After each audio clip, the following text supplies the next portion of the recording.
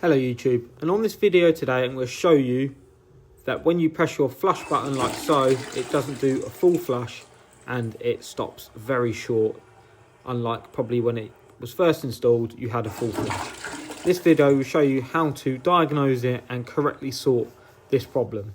So you just want to check that both big buttons and little buttons do it. It might just be one of the buttons or it might be both of them.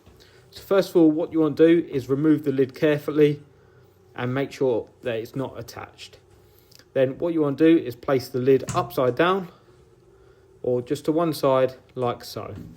So with that to one side, you then need to check that the buttons themselves are fine. So as you can see, when I press the big button, it does a complete flush.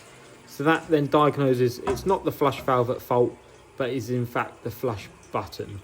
So what you want to do is you want to unscrew the pins here anti-clockwise, so that when you put the lid back on, the gap between the button and pushing the valve is a lot closer. So you might need to unscrew it a little bit and then give it a test like so and see how you get on. But you just need to adjust these pins. Some of them have locking nuts that you need to unscrew. On this one it doesn't. But as you can see, that gap there before it touches the flush button, you've got to sort out. So you've got to unscrew them till they're nice and tight. So there's a little bit of give, but not too tight, because if it's too tight, the water will just continually run into the bowl.